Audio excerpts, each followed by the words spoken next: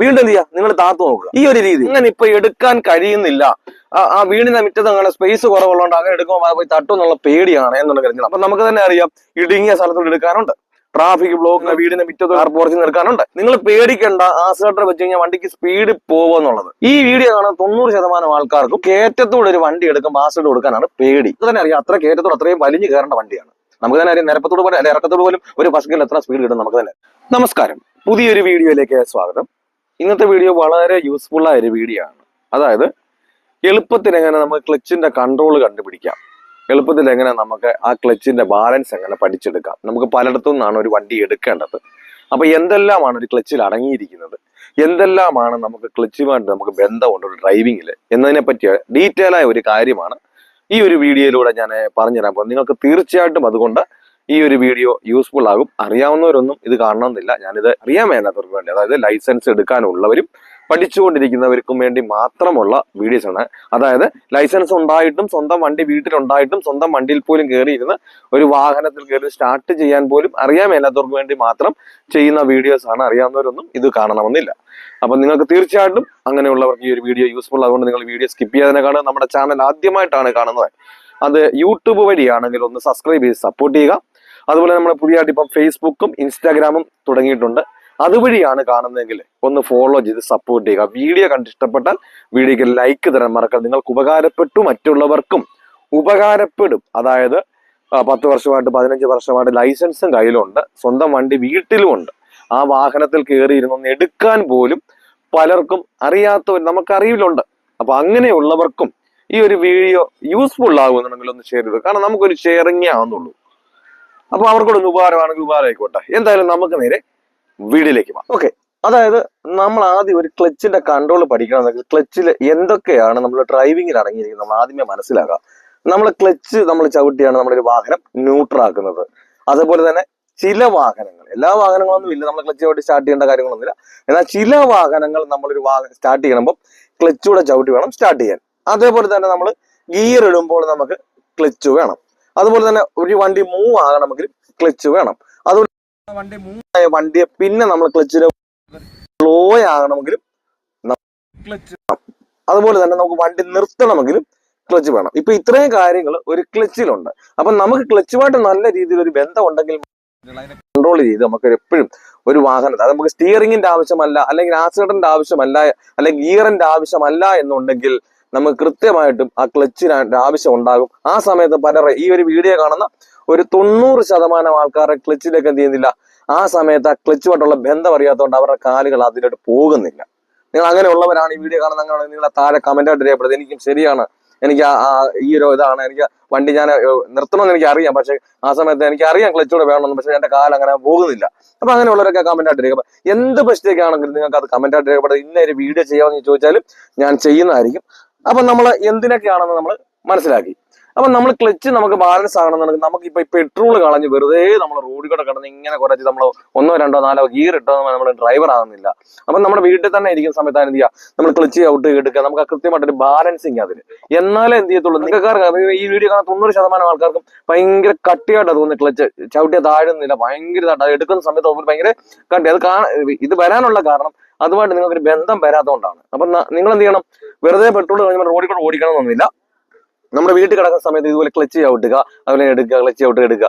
ആ ഒരു ബന്ധം കിട്ടിക്കഴിഞ്ഞാൽ നമുക്ക് അതോടുള്ള പേടി മാറി. എന്തിനാണെന്ന് ക്ലച്ച് എന്ന് അറിഞ്ഞു കഴിഞ്ഞാൽ നമുക്ക് ഇതാണ് ഈ വീഡിയോ കാണുന്ന ഒരു 90% ആൾക്കാർക്ക് മിസ്റ്റേക്ക് എന്ന് വെച്ചാൽ, ഞാൻ ചവിട്ടി കഴിഞ്ഞാൽ വണ്ടിക്ക് സ്പീഡ് കൂടി പോവോ, എവിടെയും പോയി ഇടിക്കുവോ മറിയുവോ എന്നുള്ള ആ ഒരു ധാരണയാണ്. ഒരു കൃത്യമായിട്ട്, അതായത് അതിൽ ചവിട്ടുമ്പോഴത്തേനും സ്പീഡ് ആകുന്നുണ്ടല്ലോ, അപ്പം വണ്ടി ചവിട്ടിയാൽ നിൽക്കുവോ, അപ്പൊ ചവിട്ടാതിരുന്നു കഴിഞ്ഞാൽ പിന്നെ വണ്ടി പോയി ഇടിക്കത്തില്ലോ എന്നൊക്കെയുള്ള ധാരണകളാണ് പലർക്കും. അപ്പൊ നമുക്ക് അതിനുള്ള ബന്ധം എന്താണെന്ന് മനസ്സിലാക്കിയാൽ എന്ത് ചെയ്യത്തുള്ളൂ, നമുക്ക് ആ പേടികൾ മാറുകയുള്ളൂ. കാണുന്ന വീഡിയോസ് കാണുമ്പോൾ നല്ലൊരു കോൺഫിഡൻസ് കിട്ടുമെങ്കിൽ തനിയെ വാഹനം ഓടിക്കുവാൻ പേടി അതിയായ ആഗ്രഹമാണ്. അങ്ങനെയുള്ളവരാണെങ്കിൽ എന്നെ കോൺടാക്ട് ചെയ്താൽ, നിങ്ങൾ കേരളത്തിന്റെ ഏത് ജില്ലയിലായിരുന്നാലും നിങ്ങളുടെ സ്വന്തം വാഹനത്തിൽ വന്ന് ഞാൻ പ്രാക്ടീസ് നൽകുന്നുണ്ട്. നിങ്ങൾക്ക് ആഗ്രഹം ഉണ്ടെങ്കിൽ എന്റെ വാട്സപ്പ് നമ്പറിൽ ബന്ധപ്പെടാം.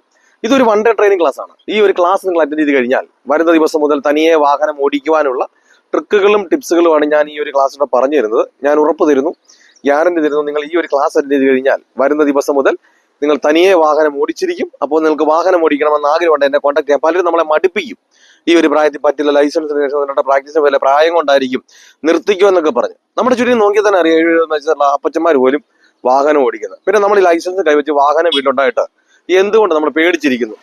അപ്പൊ നിങ്ങൾക്ക് വാഹനം ഓടിക്കണമെന്ന് ആഗ്രഹമുണ്ട്, എന്റെ ജില്ല ഏതാണ്ട് കരുതണ്ട, നിങ്ങളുടെ സ്വന്തം വാഹനത്തിൽ വന്ന് ഞാൻ പ്രാക്ടീസ് നൽകുന്നുണ്ട്. നിങ്ങൾക്ക് ആഗ്രഹമുണ്ടെങ്കിൽ എന്നെ കോൺടാക്ട് ചെയ്യാം. അതിനുശേഷം നിങ്ങൾ എന്ത് ചെയ്യണം? നിങ്ങൾ പതിയെ അതായത് വീട്ടിൽ നിങ്ങൾ സ്റ്റാർട്ട് ചെയ്തതിനു ശേഷം എന്ത് ചെയ്യണം? നിങ്ങൾ ഇങ്ങനെ ഒന്ന് എടുത്ത് നോക്കണം. അതായത് ഗിയറൊക്കെ കൊടുത്ത് ഹാൻഡ് ബ്രേക്ക് ഒക്കെ മാറ്റി ബ്രേക്കിൽ നിന്നൊക്കെ അയച്ച് മാറ്റിയിട്ട് എന്ത് ചെയ്യണം? നിങ്ങൾ ക്ലച്ചിൽ നിന്ന് എടുത്ത് നോക്കണം. അതായത് ഞാനിപ്പോൾ അതിന് വേണ്ടിയിട്ട് കാണിക്കാം. ബ്രേക്കിലൊക്കെ മാറ്റി വെച്ച് നിങ്ങൾ ഒരു കാരണവശാലും ഇങ്ങനെ നിങ്ങൾ വണ്ടി ഓടിക്കുന്ന സമയത്ത് ഇങ്ങനെ ബ്രേക്കിൽ നിന്ന് ഇങ്ങനെ കാല് മാറ്റി ഈ ഒരു രീതി ഇങ്ങനെ വെക്കരുത്. നമ്മൾ ക്ലച്ചിന്റെ കാല് പ്ലാറ്റ്ഫോമിൽ വെക്കുന്ന പോലെ നമ്മൾ ഈ ഒരു കാല് ഉപയോഗിക്കുന്നതിന് റൈറ്റ് സൈഡിലെ കാല് നമ്മളെ ബ്രേക്കിന് വാസിട്ട് പറ്റിയാണ്. അതിനെ പറ്റിയുള്ള വലിയ വീഡിയോ ഞാൻ ഡ്രൈവ് ചെയ്യുന്ന യൂട്യൂബ് ചാനൽ തന്നെ ചെയ്ത് നിങ്ങൾ അതിന് ആ വീഡിയോ കണ്ടാൽ നിങ്ങൾക്ക് കൃത്യമായിട്ട് എങ്ങനെയാണ് ബ്രേക്ക് കാല് വെക്കേണ്ട ആസെട്ട് വെക്കേണ്ടതൊക്കെ നിങ്ങൾക്ക് മനസ്സിലായി. ഞാനിപ്പോൾ ഈ ഒരു വീഡിയോ ക്ലച്ചിന്റെ ആയതുകൊണ്ട് ഞാൻ അത് വിടുന്നു. ഇപ്പൊ നിങ്ങൾ ഈ കാണിക്കാൻ വേണ്ടി കാലിങ്ങനെ വെക്കുന്നു. എന്നിട്ട് ക്ലച്ചിന് എന്ത് ചെയ്യുക? നിങ്ങൾ പതിയെ നമുക്ക് തന്നെ അറിയാം ക്ലച്ചിന്റെ താഴെ 0 മുകളിൽ 100. അത് ഒരു കണക്ക് തരികയാണ് കേട്ടോ. ക്ലച്ച് താഴെ 0 മുകളിൽ 100. അപ്പൊ നമുക്ക് തന്നെ അറിയാം ഈ പകുതി ആകുമ്പോഴാണ് എന്ത് ചെയ്യുന്നത്? നമ്മള് ഹാഫ് ക്ലച്ച് എന്നൊക്കെ പറയുന്നത്. സത്യത്തിൽ ഹാഫ് ക്ലച്ച് എന്ന് പറഞ്ഞ സംഭവം ഇല്ല. നമ്മൾ എല്ലാം പഠിച്ചു വെച്ചിരിക്കുന്നത് എന്താ? ഈ ഹാഫ് ക്ലച്ച് എന്നാണ്. സത്യത്തിൽ ഈ ഹാഫ് ക്ലച്ച് എന്ന് പറഞ്ഞതിന്റെ അർത്ഥം എന്തുവാ? എന്തിന്റെയും പകുതിക്കാണ് നമ്മൾ ഹാഫ് ക്ലച്ച് എന്ന് പറയുക.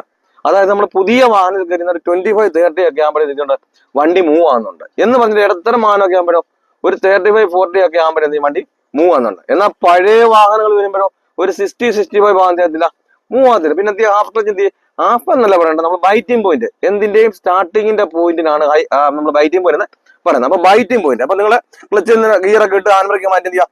Biting point. അപ്പൊ നമുക്കറിയാം അവിടെ വണ്ടി മുൻപോട്ടും ഇല്ല ബാക്കിലേക്കും ഇല്ലാത്തൊരു ആ ഒരു പ്രതിവിധിയാകും. അതിനുശേഷം നിങ്ങൾ എന്ത് ചെയ്യാം? സ്വല്പം മാത്രം ഒന്ന് എടുക്കണ്ട. അപ്പൊ നമുക്ക് തന്നെ അറിയാം എടുത്തുകൊണ്ട് അങ്ങ് പോയി കഴിഞ്ഞാൽ എന്ത് ചെയ്യും? നമ്മൾ ഈ കുപ്പിയുടെ ഒക്കെ അടപ്പടിച്ചിട്ട് നമ്മൾ തുറന്നു കഴിഞ്ഞാൽ സംഭവിക്കും വെള്ളം ചീറ്റി പോകുന്നു ഇവന്ന് പറഞ്ഞ പോലെ നമ്മൾ ക്ലച്ചിൽ നിന്ന് മുകളിലോട്ട് എടുത്തോണ്ട് ചെയ്യും വണ്ടിക്ക് ഭയങ്കര സ്പീഡ് കൂടും. അപ്പൊ നിങ്ങൾ ഒരു കാരണവശാലും അങ്ങനെ എന്ത് ചെയ്ത് എടുത്തോണ്ട് പോകരുത്. നമ്മൾ സ്വല്പം അങ്ങനെ എടുക്കുക കേട്ടാ. അപ്പൊ ചെറുതായിട്ട് നനങ്ങുന്നു. വീണ്ടും നമ്മൾ എത്രയാണെന്ന് നോക്കി അത്രയും മാത്രം എന്ത് ചെയ്യുക? ഒന്ന് താത്ത് കൊടുക്കുക കണ്ടാ. വീണ്ടും നമ്മൾ അത്രയും എടുക്കുക കേട്ടോ. അത്രയും താത്ത് കൊടുക്കുക. നമുക്ക് അതിന് ഒരു ബന്ധം നമുക്ക് അതുമായിട്ടുള്ള ബന്ധം കിട്ടും. നമ്മുടെ സ്പീഡിൽ പോകാനുള്ള കാരണം നമ്മൾ അതിന് ആശ്രട്ട് കൊടുത്തിട്ടോ സ്റ്റിയറിംഗ് കുറെ തിരിച്ചു വെച്ചിട്ടോ അല്ല സ്പീഡിൽ പോകുന്നതുകൊണ്ട് നമ്മൾ കുറച്ച് സ്റ്റിയറിംഗ് തിരിച്ചുകൊണ്ടോ യാതൊരു കാര്യമില്ല. അതുകൊണ്ട് നമുക്ക് പേടിയുണ്ടാകുന്നു വീട്ടിൽ നിന്ന് ഇറക്കാനും. ഈ കാർ പോർച്ച് ഈ വീഡിയോ കാണാൻ 90% നിങ്ങൾ എന്താണ് മിസ്റ്റേക്ക്? ഞാൻ ഈ വീഡിയോ പറയുന്നതിനകത്ത് എന്താണ് നിങ്ങൾ വീട്ടിൽ നിന്ന് ഇറക്കാനാണോ ഇനിയും വീടിന്റെ മുറ്റത്ത് ഇറക്കാനാണോ അതുപോലെ തന്നെ ക്ലച്ചിനെ കൺട്രോൾ ചെയ്യുന്ന സ്പീഡ് സ്റ്റിയറിംഗിന്റെ ഭാഗം എന്താണെങ്കിലും ഞാൻ കമന്റ് ആയിട്ട് തന്നെ രേഖപ്പെടുത്തുക. അല്ല ഇന്നൊരു വീഡിയോ ചെയ്യാൻ ചോദിച്ചാൽ ഞാൻ ചെയ്യുന്നതായിരിക്കും. തുടക്കക്കാർക്ക് വേണ്ടിയിട്ടുള്ള ആയതുകൊണ്ട് നിങ്ങൾക്ക് ഒരു നാണം വിചാരിക്കേണ്ട. നിങ്ങൾക്ക് ഇപ്പൊ ഞാൻ ഇത് ചോദിച്ചു കഴിഞ്ഞാൽ ചെയ്യുമോ അല്ലെങ്കിൽ ഞാൻ ചോദിച്ചുകൊണ്ട് വേറെ ആരെങ്കിലും കണ്ടു കഴിഞ്ഞാൽ എന്തെങ്കിലും പറയുമോ അങ്ങനെയുള്ള ഇതൊന്നും വേണ്ട. നിങ്ങൾക്ക് വേണ്ടിയിട്ടുള്ള വീഡിയോ ആയിട്ട് നിങ്ങൾക്ക് എന്ത് സംശയം വേണ്ടത് കമന്റ് ആയിട്ട് വരെ എനിക്ക് സമയം കിട്ടുന്ന പോലെ ഞാനത് വീഡിയോ ചെയ്ത് തന്നെ നിങ്ങളെ കാണിക്കുന്നതായിരിക്കും. ഇതുണ്ടല്ലേ ക്ലച്ചിൽ ഇങ്ങനെ എടുക്കുക താത്ത് കൊടുക്കുക വീണ്ടും എന്ത് ചെയ്യുക അതുപോലെ എടുക്കുക. നിങ്ങൾ മുകളിലോട്ട് പോകുമ്പോൾ നമുക്ക് ഭയങ്കര സ്പീഡ് കൂടും. നമ്മൾ എന്ത് ചെയ്യും? പെട്ടെന്ന് എന്ത് ചെയ്യുക? ഈ സ്പീഡ് കാണുന്നുണ്ട് നിങ്ങൾ പെട്ടെന്ന് സ്റ്റിയറിംഗ് ചെയ്തിരിക്കും. ആ സമയത്ത് എന്ത് ചെയ്യും? നിങ്ങൾക്ക് പോലും അറിയുന്നില്ല ആ ക്ലച്ചിന് മുകളിലോട്ട് കാല് പോയതുകൊണ്ടാണ് ആ വണ്ടിക്ക് സ്പീഡ് പോയതെന്നും അല്ല വണ്ടി ഓഫ് ആയി പോകുന്നത് നമുക്ക് കൈ നിൽക്കാതെന്നും.